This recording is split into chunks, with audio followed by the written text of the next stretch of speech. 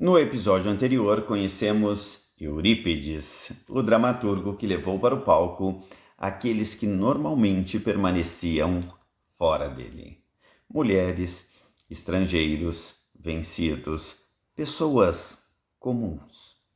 Vimos também como ele começou a questionar aquilo que a tragédia havia tratado como certeza. Mas existe uma obra em que essa transformação chega ao limite, uma história em que não precisamos de monstros, não precisamos de demônios, não precisamos sequer de um Deus cruel. Basta uma pessoa ferida, uma pessoa humilhada, uma pessoa que decide se vingar. Essa pessoa é Medeia. E a pergunta que nos acompanhará hoje é simples de formular, mas talvez impossível de responder.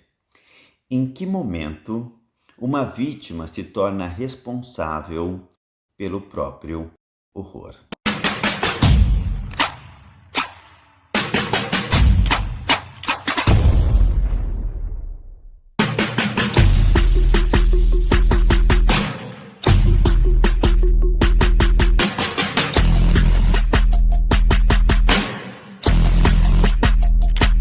Medeia não é grega, ela é estrangeira, uma mulher de fora. Na tradição do mito, vem da Cólquida, região distante do mundo grego, e possui conhecimentos extraordinários de magia. Ela conhece o mundo que os gregos consideram estranho e se apaixona por Jasão. Por amor a ele, abandona sua terra, abandona sua família e parte com ele. Ela sacrifica tudo e espera receber algo em troca. Não dinheiro, não poder, mas lealdade. E é justamente isso que Jasão lhe nega. Jasão decide abandonar Medeia. Ele pretende casar-se com outra mulher, a filha do rei de Corinto, e tenta justificar a sua decisão. Para ele, trata-se de uma escolha racional. Um casamento vantajoso, uma forma de melhorar sua posição social. Mas Medeia não enxerga racionalidade, ela enxerga traição. E aqui Eurípides faz algo extraordinário. Ele não começa perguntando: Medeia está certa? Ele começa perguntando: o que aconteceu dentro dela? Medeia sofre, mas sua dor não é silenciosa. Ela fala, e fala muito. Argumenta, raciocina, planeja, e justamente por isso ela é assustadora. Porque Medeia não é apresentada como alguém simplesmente enlouquecida pela paixão. Ela sabe o que está fazendo. Essa é uma das coisas mais perturbadoras da peça. Ela compreende a própria violência antes de praticá-la. Sabe que aquilo que pretende fazer é terrível e, mesmo assim, continua. Aqui, uma das grandes perguntas filosóficas de Medeia. Somos realmente governados pela razão? Medeia sabe que está prestes a cometer um ato monstruoso. Sua consciência reconhece isso. Seu desejo de vingança, porém, é mais forte. É como se duas pessoas habitassem o mesmo corpo. Uma sabe, a outra quer. E entre elas existe uma guerra. Talvez seja essa a verdadeira batalha da peça. Não Medeia contra Jasão, mas Medeia contra Medeia. Existe ainda outra camada. Medeia vive numa sociedade em que o casamento coloca a mulher numa posição profundamente desigual. Ela própria descreve a condição das mulheres como uma existência em que precisam comprar um marido e depois suportar um homem que passa a ter poder sobre elas. Eurípides transforma essa condição social em matéria dramática. Medeia não é apenas uma mulher abandonada, é também uma estrangeira, uma mulher sem proteção familiar em Corinto, uma pessoa que perdeu sua posição. Seu poder está desaparecendo. Então, ela decide recuperá-lo. Medeia planeja sua vingança com frieza. Primeiro, mata a nova esposa de Jazão e o pai dela, com um presente envenenado. Depois, mata os próprios filhos. E aqui o teatro chega a um lugar quase insuportável, porque existe uma coisa que Eurípides não permita que façamos: reduzir Medeia a um monstro. Ela ama os filhos, ela sofre por eles, ela hesita. Num dos momentos mais famosos da peça, Medeia olha para as crianças e quase desiste. Fala com eles, chora, diz que não consegue e mesmo assim faz. É aqui que a tragédia deixa de ser confortável, porque podemos compreender a dor de Medeia, mas sem justificar o seu crime. E essa distinção é fundamental. Compreender não significa absolver. Se Medeia fosse simplesmente louca, seria fácil. Poderíamos afastá-la, dizer, ela não é como nós. Mas Eurípides não nos permite essa saída. Ela pensa, ela calcula, ela argumenta, ela sofre, ela escolhe. E então surge a pergunta: o que torna uma pessoa responsável por aquilo que faz? Se somos determinados pelas nossas paixões, somos livres? Se nossas experiências moldam nossas escolhas, até onde podemos ser culpados? E se compreendemos perfeitamente as razões de alguém, isso muda nossa avaliação moral de seus atos? Talvez uma das coisas mais perturbadoras seja que a peça não termina com uma reconciliação moral. Não há uma lição simples. Não existe um arrependimento capaz de colocar o mundo novamente em ordem. Medeia parte. Foge num carro puxado por dragões enviados por seu avô, o Sol.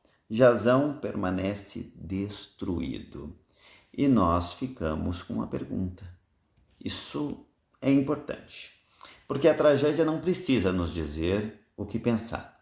Ela pode simplesmente nos colocar diante de algo que não conseguimos resolver. E talvez seja aqui que Eurípides se torne realmente moderno. Não porque tenha previsto nosso mundo, mas porque compreendeu uma coisa terrível. O ser humano pode ser simultaneamente vítima e responsável. Pode ser ferido e ferir. Pode amar e destruir. Pode saber que está errado e continuar. Medeia não é apenas uma história sobre vingança. É uma história sobre a distância assustadora entre aquilo que sabemos e aquilo que somos capazes de fazer. Eurípides não nos legou heróis perfeitos, nem respostas consoladoras, nem uma moral clara. Ele nos deixou o ser humano contraditório, aquele que ama e odeia, que pensa e erra, que conhece o bem e ainda assim pode escolher o mal. Talvez seja por isso que Medeia continue nos incomodando depois de tantos séculos, porque o verdadeiro horror da peça não é descobrir que Medeia é um monstro, é descobrir que ela continua sendo humana. E talvez a pergunta mais assustadora não seja do que Medeia foi capaz, mas do que nós seríamos capazes. O teatro começou com o homem representando os deuses. Com Ésquilo, começou a discutir justiça. Com Sófocles, começou a enfrentar o destino. Com Eurípides, olhou para dentro do homem. E quando olhou, não encontrou um herói. Encontrou um abismo. Talvez seja esse o verdadeiro legado de Medeia. Ela não nos ensina como viver. Ela nos obriga a perguntar: quem somos quando aquilo que desejamos entra em guerra com aquilo que sabemos ser certo. E talvez essa pergunta nunca tenha deixado o palco. Ela apenas mudou de roupa, mudou de idioma, mudou de século, mas continua ali, diante de nós, esperando uma resposta. Por que Medeia continua tão atual? Porque a peça não fala apenas de uma mulher grega do século V a.C. Fala de algo que ainda não resolvemos. Hoje discutimos, com outras palavras, claro, mas são as mesmas tensões. Até onde a dor de uma vítima justifica a violência? Quando a busca por justiça se transforma em vingança? É possível compreender profundamente alguém e ainda assim condená-lo? Vivemos numa época em que a linguagem da vitimização e da responsabilidade moral está em constante disputa. Algumas leituras contemporâneas transformam Medea em símbolo de resistência feminina, outras a veem como o extremo perigoso do ressentimento. Eurípides não escolhe nenhum dos dois lados. Ele simplesmente nos obriga a ficar no meio. E esse é o ponto mais desconfortável, porque Medeia nos lembra que o ser humano não se divide facilmente entre vítima e monstro. Muitas vezes ele é as duas coisas ao mesmo tempo. Em um mundo de redes sociais, de cancelamentos, de narrativas, de traumas e de discursos de justiça, a pergunta de Eurípides continua viva. Compreender alguém significa absolvê-lo? A peça responde com silêncio.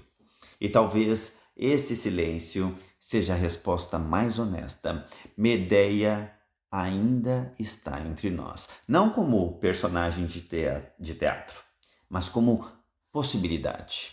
Como lado de nós mesmos que, ferido o suficiente, pode decidir que a dor justifica o horror. E enquanto essa possibilidade existir, a pergunta de Eurípides continuará conosco. No próximo episódio, continuamos na Grécia, mas mudamos de tom. Depois da tragédia, chega a comédia, e com ela, Aristófanes, o homem que transformou o teatro em arma, que zombou de políticos, de filósofos, de generais e até dos próprios deuses. Se Eurípides olhou para o abismo, Aristófanes olhou para a cidade e riu. Até a próxima.